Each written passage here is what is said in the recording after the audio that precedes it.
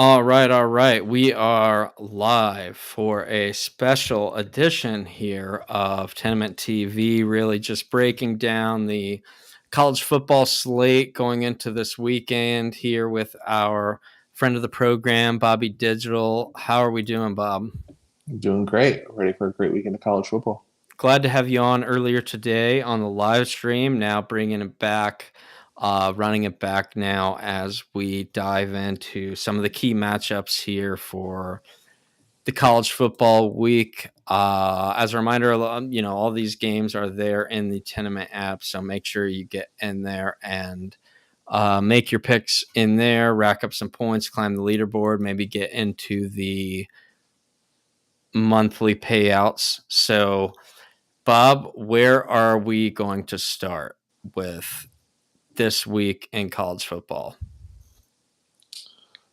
I mean, you got just got an absolutely load of great games on the slate. I mean, there's 5, 6, 7, great games throughout the slate. I know this was one where I told people in my personal life, in April, as I'm doing prep, like, hey, I'm not scheduling anything, on October 12th. So just with how loaded the slate is from top to bottom, group of 5 games as well that are great, and as well as some big heavy hitting matchups that we'll break down here in a minute. Yeah, absolutely. So where should we start? Which game should we start off with? I mean, there's really no wrong answer here. There are not only are there at least, 5, 6 games that we could dive into. There's some games that maybe at the beginning of the season would not have appeared on paper to have been, big time matchups that are now. And maybe some that went the other way, where games that we thought were going to be primary matchups that, now seem a little bit less significant. So, but that's just kind of the Yeah. nature of the season and the schedule with college football. So, which game did you want to start out with? Yeah, we can start with Iowa State going to Morgantown, West Virginia. I know spread in that game is about 3.5 across the market. Total in the game about 53. Couple takeaways here. West Virginia has a poor secondary, poor defense. Even Kansas, whose offense has gone really down this year, had no trouble moving the ball against West Virginia in weeks past. I think Iowa State is an underrated receiving core with Higgins and Noel. I like Rocco Becht as a quarterback. He was a freshman last year and is continuing to improve. He came on the scene. And then we've really seen some improvements in the running game the last few weeks. It was stagnant last year, off and on, inconsistent. And now Eastern Michigan transfer Jalen Johnson is getting more carries. So like that. Also like the West Virginia offense. It has like a dunks and threes kind of NBA approach. Lots of bubble screens, lots of short stuff, and then they go downfield because quarterback Garrett Green, he's actually not very good at throwing intermediate passing, and so they play to his strengths. With that, this is also the best Iowa State. You think of a team that traditionally has pretty solid defense throughout Matt Campbell's tenure in Ames, but this is by far the best offense that Iowa State has played thus far. And going into that Iowa game, I talked on another program, going into that week that they were banged up at linebacker, and they're still banged up at that position and thin. I know in this game I make the total closer to 55. I bet over earlier in the week. I still like the total. I still like it at over 53 right now. Yeah, and Matt Campbell, a guy that he's been thrown around as a guy that is, for several years now, where it's like, hey, this guy is a head coach on the rise. He's been thrown around in maybe some higher profile jobs outside of Ames. He's also been mentioned in some NFL potential jobs. But at the end of the day, he has stayed there in Ames with the Cyclones. And, while they haven't necessarily made any like real significant moves or like been in like any like really big time games, at the end of the day they've still just kind of made themselves into a respectable program, right? Right. And the thing is, Matt Campbell actually just became the winningest coach in Iowa State history. I think with their win last week or 2 weeks ago That's a team who I believe, and again, I don't have this number in front of me, but I don't think Iowa State's won a conference title in like 100 years at all. Like this is a program that doesn't win, you know, 8 games a year. Like it doesn't happen. Like their program ceiling has been like 6-6, like throughout their whole course of their history, with with very few blips going up. Lots of down years. And you've seen Iowa State be very, very consistent in some senses under Matt Campbell, where they can reach the 7-8 win range. They had a couple, won a couple years ago with San Francisco 49ers quarterback Brock Purdy, where they had a win total of 9.5, were ranked preseason top, somewhere near the top 10. Now they didn't meet that expectation that year, a little high for that program, but still, like, that's where he's taken them to where they're thought of in that in that realm. And right now, they have to be one of the favorites to represent the Big 12 in the playoff, but they have to get through this one first. Yeah, and that's the thing, you mentioned how they haven't won any conference titles, but at the same time, I mean, they've been in a conference where that has been dominated by Oklahoma, Texas, and Fair point. now those teams have moved on, so maybe there's an opening here for them to uh, claim or at least make some noise here in the Big 12, something that certainly isn't, my own idea, but it was something I mentioned on one of the last streams is that, what has been said about this Big 12 conference is it might not be the deepest conference, but it is the widest conference where you won't find the best talent. You might not find the most talent top to bottom, but you just find a lot of teams that are kind of all right around the same level of of talent level across the board. And so there's a lot of teams there that just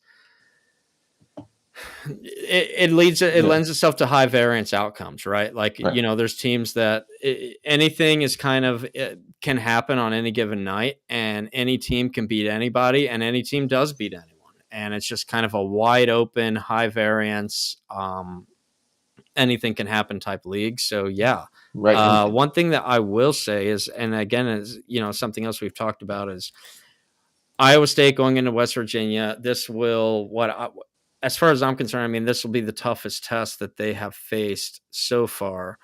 And on top of that, West Virginia gets the added boost of wearing the coal mining country that road was cool. uniform kits. So that cannot be discredited. But I don't know. I mean, these are two teams that maybe people don't know a lot about. They haven't been on the forefront of the national media spotlight by any means. So this will be a good game to kind of tune in and pay attention and see what these kind of two teams are about, right?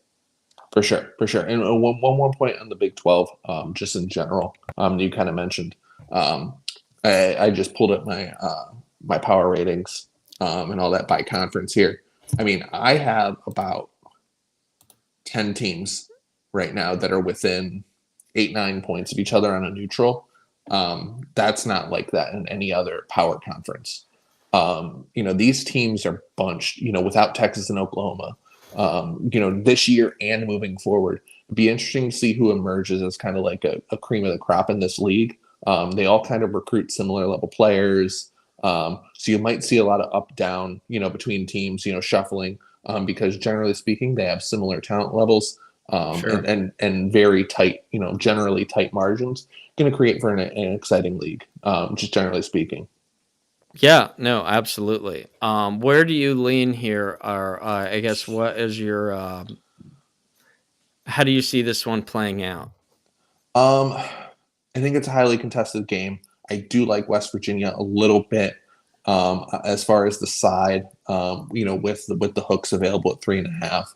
Um, not a big play. Over is the main play here. I think that should be 55, and it's around 53. Not strong on the side. Highly contested game though. Okay. Yeah, sounds great. So moving on and kind of staying within the Big 12 conference. Moving on, we have Kansas State at Colorado. Right now showing Colorado 3.5 point underdog, the total sitting at around 55.5. Colorado's a team that gets talked about quite a bit with Coach Prime, and Shadur, who is really shaping up as a really nice NFL quarterback prospect. In all likelihood, I mean, he's going to be drafted within the top 10 of the draft next summer. Travis Hunter, the best player in all college football, whether you want to talk offense or defense, the answer is yes. It's still Should be Travis the Heisman Hunter. favorite. Yeah, he is the best player in college football. So, a guy that just really, I mean, we've never really seen, as long as I've been watching college football, somebody who impacts the game the way he does on both sides of the ball. And that kind of keeps them, it's crazy to say one player to have that big of an impact, but he really does. Kansas State, on the other hand, a team that likes to run the ball quite a bit. Their quarterback, a very run heavy quarterback. He's a big time threat with his legs to make some noise, but maybe could use some work in the aerial game. So, how do you see this game shaking out?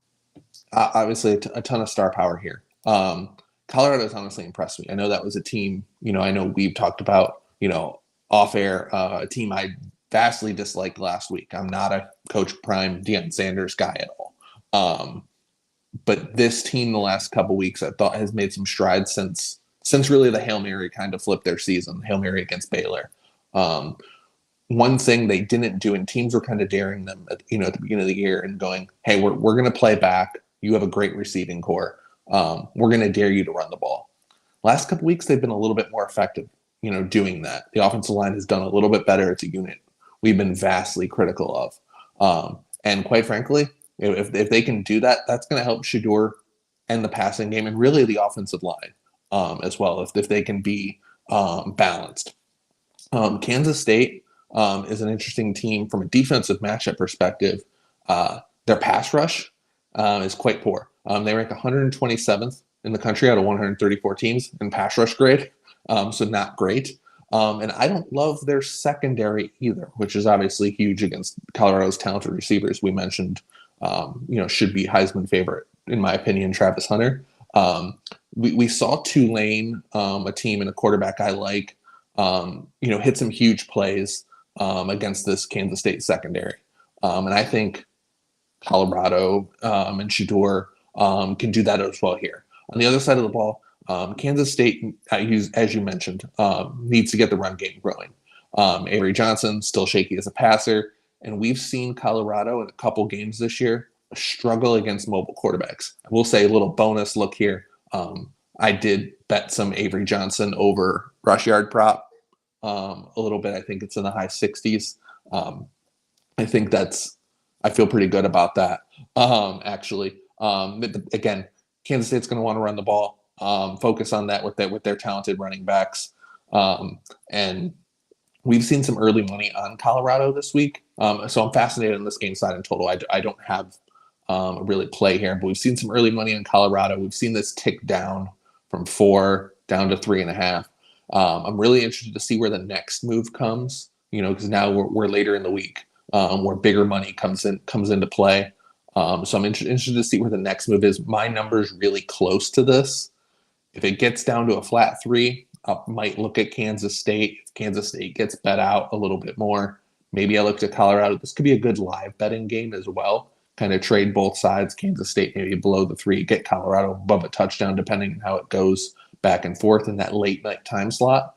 But again, kind of interested to see, and I've seen some conflicting opinions on the total as well. I've seen some people I respect like the over, kind of talking about the matchups I like as well. But Colorado and Kansas State, not actually huge pace teams either. So some people liking the under in that case. And Colorado's defense has improved in recent weeks as well, a unit that, again, I've been very critical of as well. So my main look in this game would be that Avery Johnson rushing yard prop over, and then possibly live trading this game. And yeah, that's the thing that you kind of hit on here where, for a while there, it was almost just Colorado was just a blind over team, just because not only could they put up a lot of points and really move the ball and make a lot of noise on the offensive end, they had no defensive resistance whatsoever. So almost, I mean, it was just an automatic overplay for quite a while there as they were just scoring and not stopping anyone. So yeah, I mean, it'll be interesting to see now as they continue to have issues along the offensive line. Shadur continues to be kind of running for his life, but still making plays behind, under center. And I don't know. It's the whole deal. I keep saying as far as Colorado football goes, love them or hate them, you still have to watch. So it's a team that you can't really turn away from, and now it's a Kansas State team that they are facing off with, who is really year after year, doesn't matter, even back to the Bill Snyder games, or Bill Snyder era, I should say, always undervalued. And nobody's ever scared of Kansas State, but then they end up, whenever you match up with them, they kind of make some noise and kind of thump you a little bit. So this game not being in Manhattan, but being out in Boulder, should maybe kind of give Colorado a little bit more of an edge than normal. But yeah, another game to certainly keep an eye on and tune into this weekend. So moving forward, two teams that used to be in the Big 12, now members of the SEC, Texas and Oklahoma facing off in the Red River Shootout / River Rivalry, whatever you want to call it these days. But old school, long-standing rivalry, normally a high-flying game, a game that is normally, traditionally, I should say,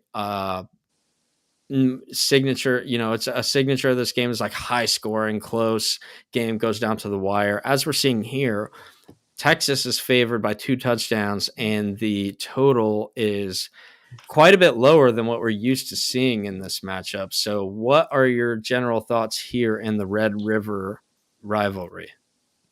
Right, and kind of starting with the total here. I know a major market maker, market influencer, I should say, released the under today, or earlier on Thursday, I guess I should say, kind of putting it down to 48.5, from, I believe, I think they released 50.5 or 51, somewhere around there, earlier this afternoon. I think there's a couple reasons for it. Number one is Oklahoma's defense. It's been quite good. Now they haven't played an offense as good as Texas's, but I think that's a whole college football thing where you're seeing just a disparity in strength of schedules. Not many teams not playing much equivalent competition to this point of the year. But I do like Oklahoma's defense quite a bit. Another question here, sticking on kind of that side of the ball, is Texas Quinn Ewers. Quarterback who missed the last 2 games. He missed the ULM game and Mississippi State game.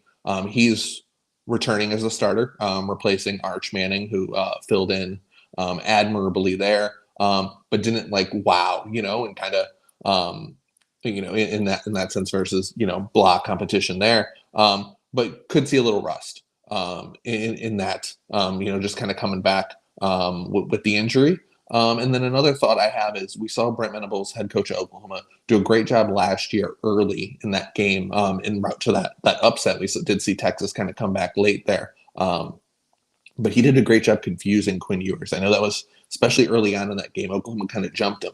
And it was kind of one of those where I hadn't seen Ewers do that in a while at that point, because he's certainly grown from when he started out at the beginning of his college career. He is definitely one of those guys who you've seen truly develop, and Sark's fantastic at that.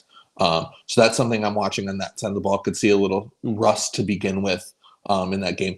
Oklahoma, on the other end, they recently made a quarterback switch to Michael Hawkins, benching highly touted quarterback Jackson Arnold, who I think is going to be playing somewhere else next year via the transfer portal. Hawkins is a guy I heard they liked, all through camp, and another talented quarterback, but he is more athletic and more of a runner, and that helps with the Oklahoma offensive line, which isn't that great. Texas, phenomenal defense, specifically up front, weaker in the secondary. But Oklahoma's had cluster injuries at wide receivers. In their last game against Auburn, their top 5 wide receivers were out and missed that game. In that game, they barely squeaked by. to be honest. Now they might get their best receiver, Deion Burks, back, but when you're still out, 4 other receivers, you're still just really thin, even if you got your number one guy. And from a number perspective, I make this game 14. I've downgraded Oklahoma a ton, just with their offensive woes. Like I said, I still like the defense, and Texas has gotten some upgrade from my preseason priors as well. It's Oklahoma's tempo is going to be something to watch here. They normally like to go fast, but I don't think it's in their best interest to do that to create more possessions against Texas here. I think they look to slow it down. Like I said, I know a market influencer released the full game under. I think I might look more first half in this, because if this game gets away from Oklahoma and they have to pass like they did kind of a little bit against Tennessee, I don't know if they can really come back, or maybe if they do, maybe Texas is able to get some margin, or maybe this game squeaks over late. So I might look to the first half under with Quinn Ewers. Maybe they use more screens, run the ball a little bit more to get him back in rhythm. And Oklahoma maybe like, okay, we can still hold on to this game, keep it close. So maybe a first half Oklahoma against the spread, or first half under, I think is a solid look here. Now, when you say market influencer, you're not referring to yourself, right? That is correct. No, okay. no, not me. No. Okay. Well, yeah, like I said, this was a game that traditionally speaking tended to be a game that just almost always went over the total. They almost couldn't even make it high enough a lot of years. I mean, there were games, I know there were years that I saw this total 69, maybe up getting into the low 70s even, and it would still sail over the total. So, very different. 2018, I'm looking at it via team rankings, Yeah. which was a fantastic head-to-head matchup.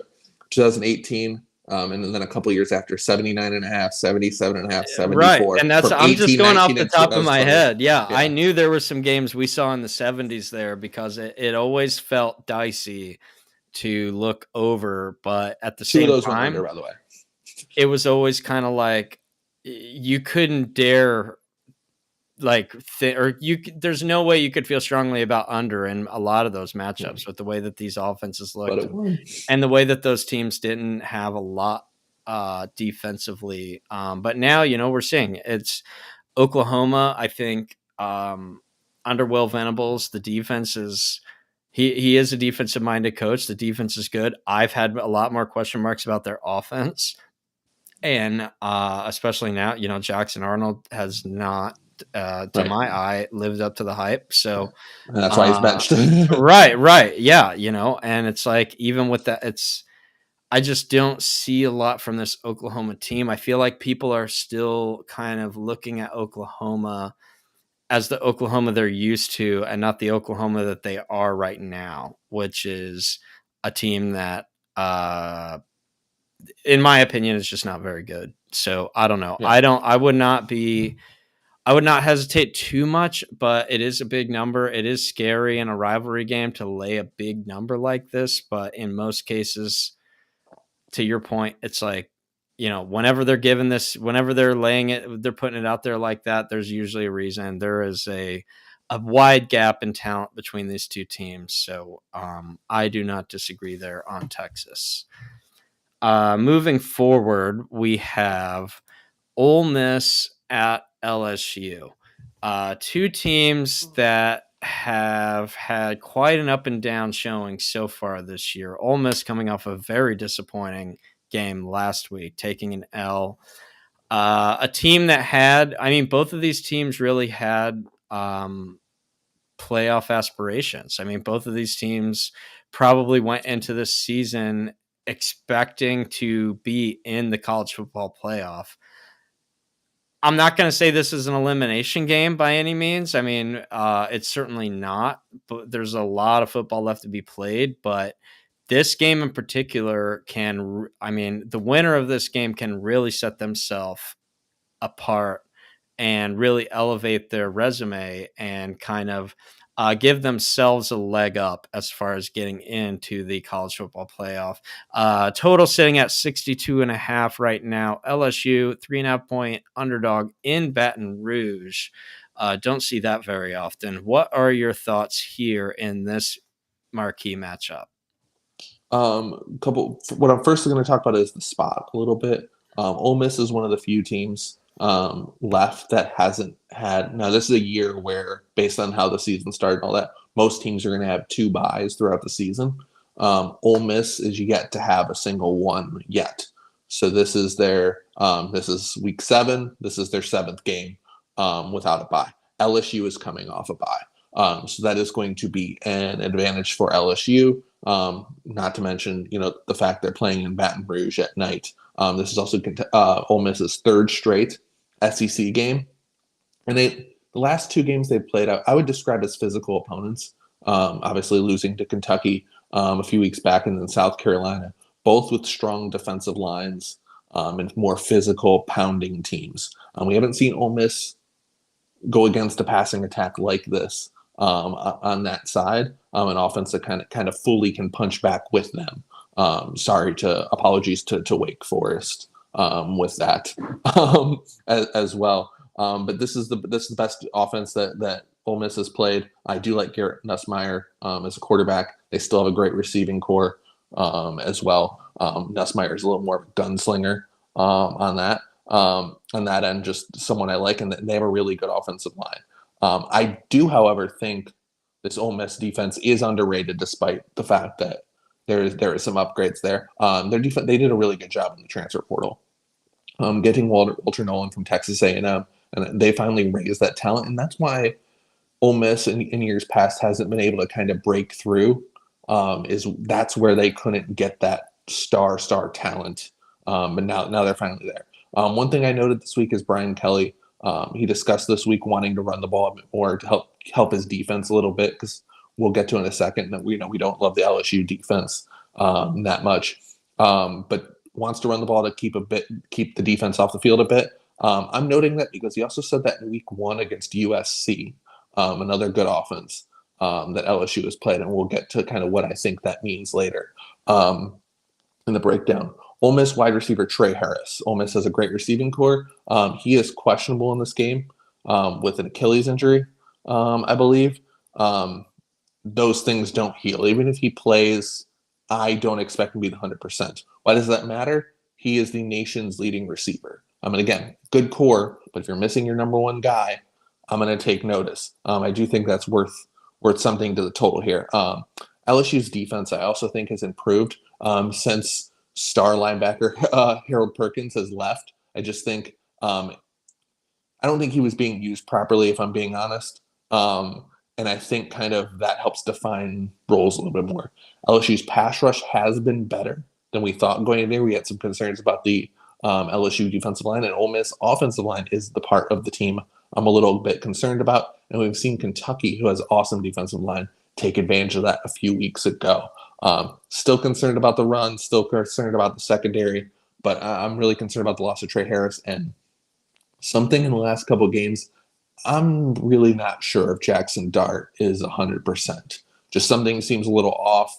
Just watching him in this game. I actually have 2 bets here. I bet LSU plus the 3.5. If you kind of got that feeling from me talking about the spot a little bit, and I also bet under 62 in this game. I know this is a game that if you look up, how these teams do last year, they both scored around 50 points in that one. These are 2 different teams, With though. Jaden Daniels, yeah, Jaden Daniels there, Yes. and Malik Neighbors, 2 guys that are ripping And it up Brian in the Thomas. NFL. We're both out there on the field, yeah, and as you said, Brian Thomas. I mean, so these are all guys that are just absolutely like crushing it right now in the NFL in the rookie year. All were on the field in this matchup last year. Yeah. So, yep. I mean, again, LSU still has the talent at that position. The offenses here are still good, but I like the Ole Miss defense. I do think that's something, even though they haven't played as good an offense yet. And I'm a little concerned about the Trey Harris injury as well. So I like under. I like LSU plus 3.5. I think they get the game out. I think they win the game outright. Yeah, and as I said, it's seeing LSU as a home underdog to anybody not named Alabama or Georgia is a little bit unusual to see, to say the least. Jackson Dart at Ole Miss, a guy that we were both very high on, even back to his USC days. We love Jackson Dart, but to be honest, I from ever since his freshman year, I haven't seen the progression that I think we expected from him. I haven't seen the overall improvement year after year or year over year to become the player that I think we maybe expected him to be. I mean, by no means he's not a stiff. He's still, a high level college quarterback. Probably at some point will maybe not be an NFL starter, but at the very least he might get a shot, maybe get a backup gig, or at least he'll get a look, right? And but from what I think we originally anticipated from him after his freshman year, it has been disappointing, and haven't seen a whole lot otherwise to kind of steer us in a different direction. So yeah, I think just by default, taking LSU as a home dog, is not a strategy that's going to end up making you go broke in the in the long run, right? So as we move on out of the SEC and forward into the Big Ten, Penn State at USC. We have USC 4-point underdog, total sitting at 50.5 right now. USC having a little bit of mixed results here in their debut season here in the Big Ten. Penn State, I guess you could also say they haven't lost, right? But they have not looked overly impressive. I think that's maybe putting it kindly, but they don't have the look right now as a team that we would expect to compete for a national title by any stretch. Certainly, both of these teams definitely still in the mix for a college football playoff spot. So, what is your angle here, or what's your overall view on this matchup? Couple things here, and I know we're going to get into another Big Ten game here in a second, but there's kind of an overarching kind of trend-ish thing that we want to take notes of. Now that these leagues are truly getting coast to coast. I mean, you saw a couple of weeks ago on a Friday night, Washington play at Rutgers. On a short week. You're seeing this cross-country travel among the long trips this year. So these cross-country trips, 1-8. Are the teams making the long trip this year. The only win, your Indiana Hoosiers at UCLA. Just as a note here, as we're kind of getting into 2 Big Ten games here with that. So we'll start with the numbers. So first off, USC took some money today. And I know over got bet earlier in the week. I do kind of agree with that move. I didn't play it. USC is a little bit more interesting. In that, from a pure power ratings perspective, my number is closer to 3.5. So technically would show a little bit of value still on USC.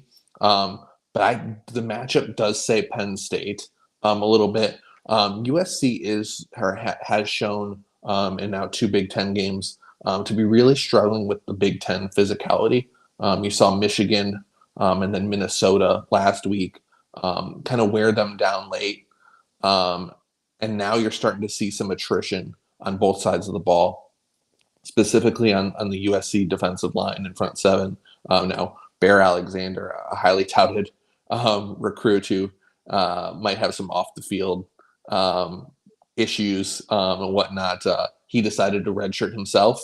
So he's not with the team anymore. But a key player, linebacker Eric Gentry, he missed the Minnesota game. He's been kind of the director of the defense. He's been dealing with some concussion issues, and he actually might miss the year. They're talking about redshirting him. So obviously, hope all that goes well. But when you think of Penn State, they have 2 awesome running backs, and they have an awesome tight end in Tyler Warren. Could think that linebacker unit could be very critical in guarding them, stopping those 2 players, in that sense. USC's offensive line has not done a great job, quite frankly. But as we talked about in the Michigan preview, quarterback Miller Moss doing a great job getting the ball out quick. Now Penn State's defense is also very good at not needing to blitz to get pressure. So if they're just getting natural pressure, does getting the ball out quick, does that lead to turnover worthy plays by Miller Moss? He's been pretty good at that, playing within the structure, but just something to watch. Very talented, receiving core and secondary for Penn State as well. One thing to note here: Penn State running back Nick Singleton did miss last game against UCLA. Now that was a game, they knew they were going to win from the start, so he did warm up. I expect him to go here. He is more of the explosive, big play threat there. Penn State's offense as a whole lacks explosiveness. I don't think they have a difference maker at wide receiver. They got OSU transfer Julian Fleming. There's a reason why an OSU transfer left the program. I mean, it's a loaded wide receiving core. He hasn't, kind of lived up to the hype. Drew Aller does have a better ADOT this year under Andy Koltnicki. I know we talked about that previously, but it just looks a little clunky. And that's why I don't think I could click the button on Penn State this week as far as, making a bet there based on the matchup. My number kind of likes USC. It also makes me nervous on, trying to bet the over. I definitely understand why a prominent tout service released the over, I believe on Monday. I don't have a ton here. Maybe look to USC, maybe in the first half from a numbers, kind of using that numbers edge and kind of not before they wear down late, where the Penn State being better in the trenches kind of wears USC down. I just don't have a ton here. Lots of options, but should be an exciting game. Well, and I would say, I mean, generally speaking, over the years, USC is typically viewed as a team that has a lot of talent out on the perimeter, but whenever they run into teams that, whenever they run into teams that are more physical than them, or teams that have a little bit more beef in the trenches, is when they tend to struggle, right? Teams that are more physical just really, really bully the Trojans. And that extends even before the Lincoln Riley days. And, this is something that has just kind of almost been a signature of their program to a certain extent. So, I mean, you brought up Lincoln Riley here. I mean, it's really a coach profile thing here as well. Yeah, exactly. So, right. so it's a general, let's say, last, post Pete Carroll USC kind of trend, right? I don't like the word trend here, but it's kind of what we've seen from USC post Pete Carroll. Clay Helton, it's the same team. Yeah. I mean, and to be honest, and Lincoln Riley, Oklahoma as well. And for as much as people want to hype up Lincoln Riley, and it's not like they've been bad, but they had Caleb Williams there. That kind of helps mask a lot of other deficiencies, but at the same time, I don't know, is Lincoln Riley it's the same program. I feel like we're just watching the same team that Clay Helton had with now Lincoln Riley at the helm. So I don't know. The defensive coaching staff is better. I mean, they know they did get rid of Alex Grinch. Yeah, they got rid of our guy Alex Grinch at TC. So that obviously did happen, but at the same time, I don't know. It's just it's hard for me to have a lot of confidence in this USC team, even though they're home here. But at the same time, going up against Penn State, a team that, for the most part, especially under James Franklin, is their MO tends to be, hey, they beat everyone in the Big Ten except for Ohio State and Michigan. They can beat all of the mid to lower tier teams, and they take care of business and don't really get tripped up by teams they shouldn't lose to. But they also don't really step up and beat teams. They have not really displayed an ability to punch above their weight class and really kind of make a statement in a signature game. So this gives them a little bit of an opportunity to shed that, but these are two teams in the long run that Despite their stature as signature programs and teams with great football tradition, and to be honest, both of these teams pump in and out NFL talent on a yearly basis on both sides of the ball. So nobody's going to dispute that. But these are two teams that I just can't take seriously when it comes to the national title race, or as far as actually making a statement or making some noise when in the college football playoffs. So I don't know. It's just kind of two pretenders here, as far as I'm concerned. I'd love to be proven otherwise, but we will see how things shake out.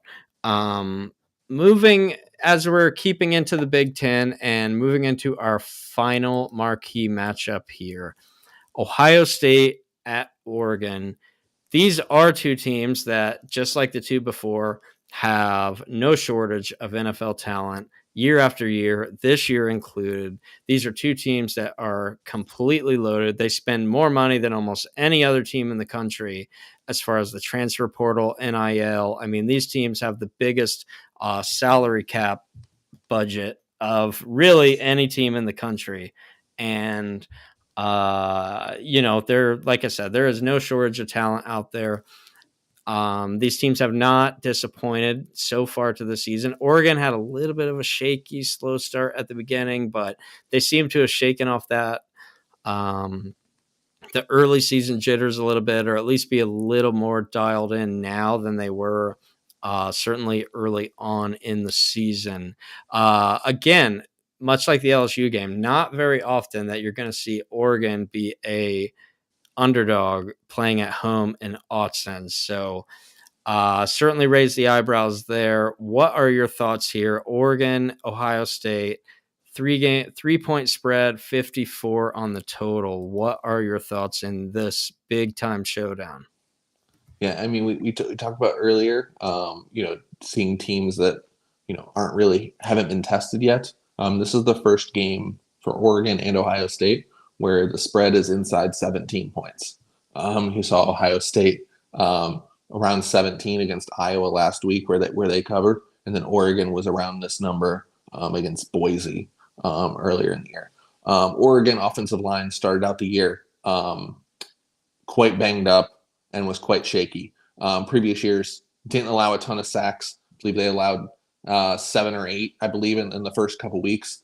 Well, they're back healthy. They've reshuffled things. I believe 0 last week, and against Michigan State, 0 pressures even allowed. Now, this is a complete step up in class with the Ohio State defensive line here, but something to watch, and we've seen that offensive line kind of get it together a little bit.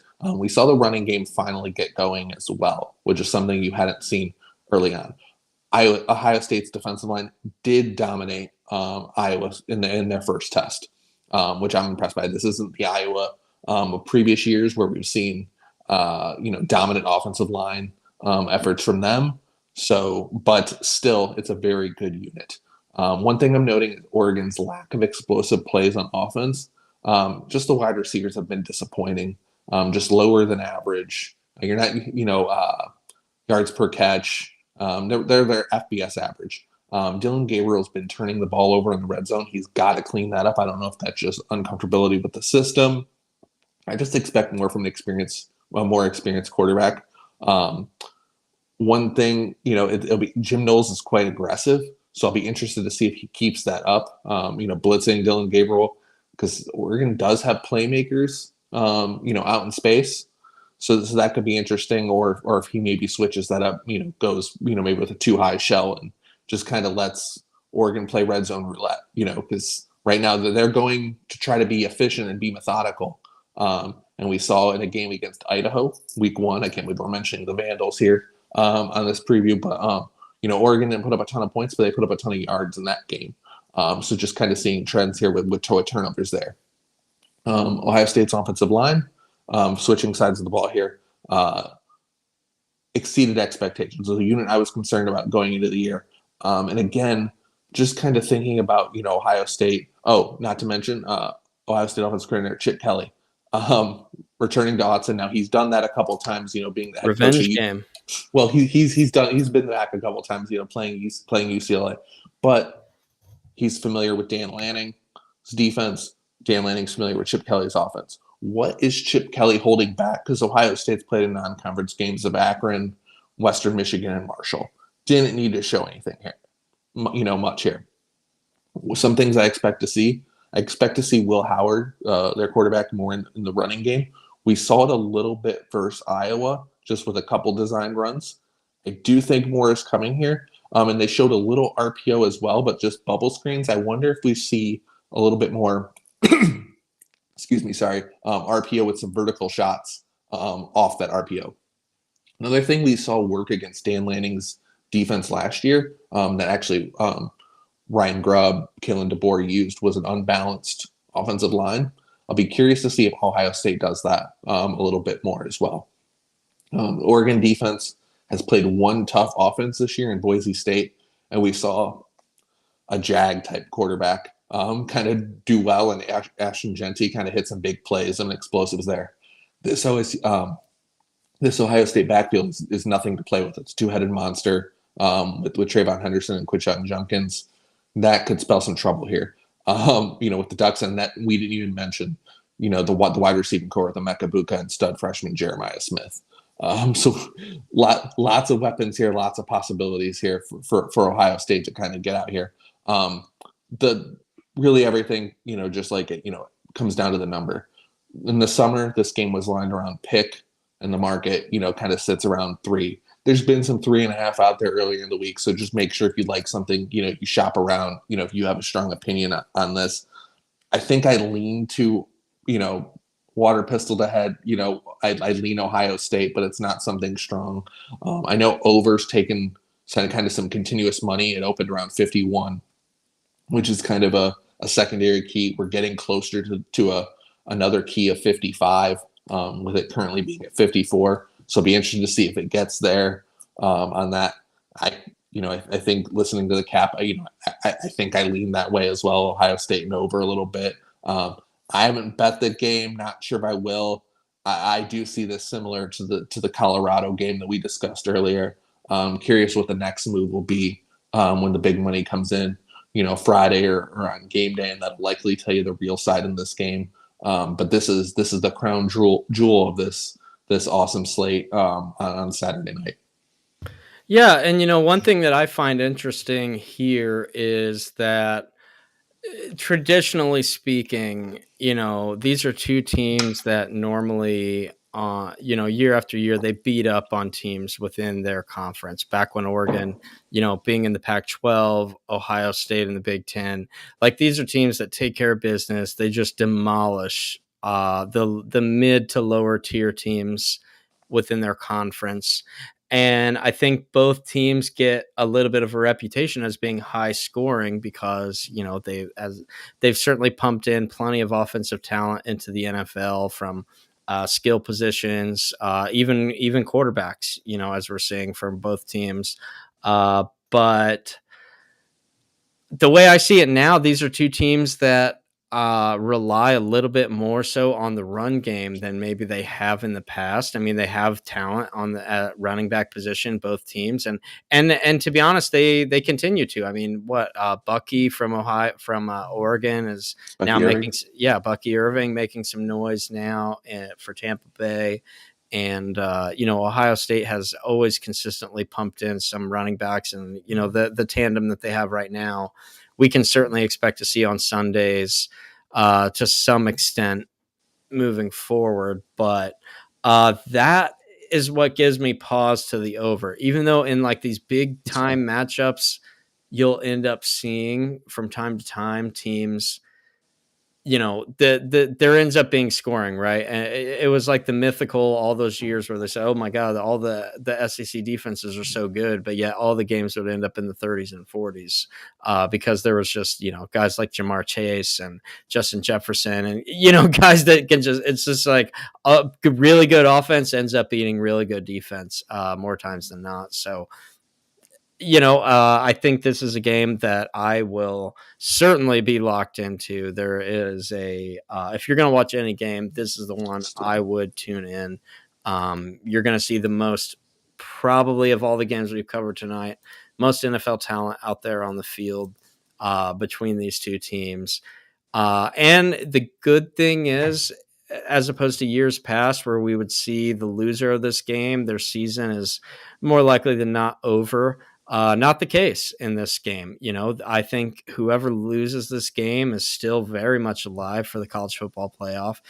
If not, still like firmly in. It's like losing this game as long as you don't get smoked. It's a loss here isn't going to hurt either team. A win will certainly help elevate you quite a bit, but a loss isn't going to hurt. So, which I think ultimately is really good for the sport and good for college football as a whole. So, that will wrap up all of our marquee matchups here. So, before we wrap here, if you want to get into some of your best picks that you are looking at heading into this weekend? For sure.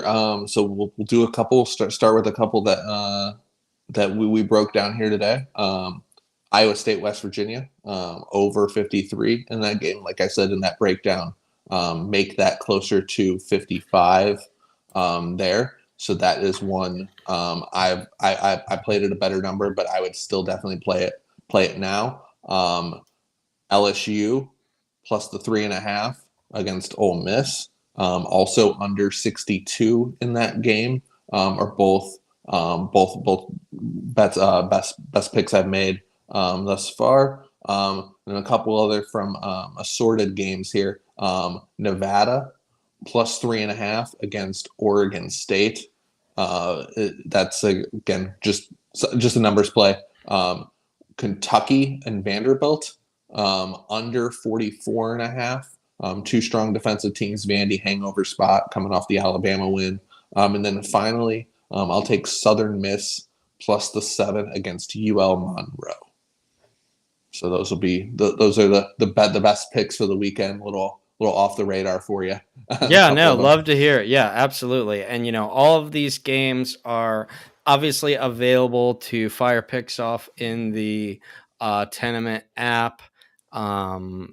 Rack up your points, keep using those points until the marketplace launches, and you can utilize the points there. So any other just kind of like closing thoughts, Bob, as we're heading into this college football weekend?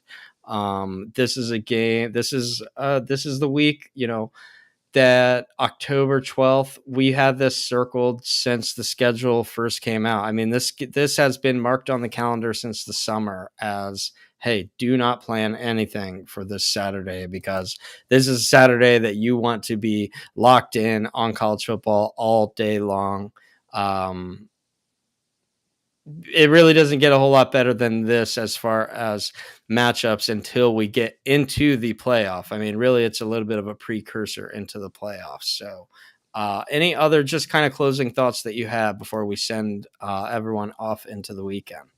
Yeah, I think we kind of mentioned it a little bit with the LSU Ole Miss game and the Oregon Ohio State game here. The expanded playoffs, the first year, the 12-team playoff.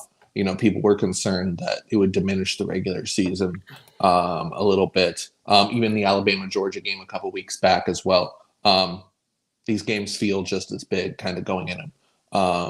LSU, Ole Miss, two teams, they both already have a loss.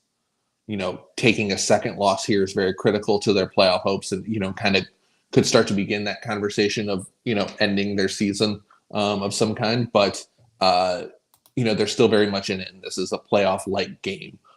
Yes, the loser of, Alabama, Georgia, which was Georgia, loser of Ohio State, Oregon, they're not eliminated from the national title race like they were in previous years, but this is still a huge game, and fully deserves it. We're not seeing that impact, I think, many thought we might from that. It's going to be a great slate of games.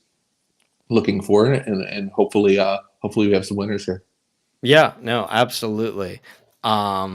like I said, I will be locked in certainly on Saturday. So thanks again for your time, Bob. Certainly appreciate it. We will continue this segment rolling forward into the season, just kind of breaking down the key matchups in the college football slate every week. Um, Thanks for coming. Thanks everybody for tuning in. And that is the show.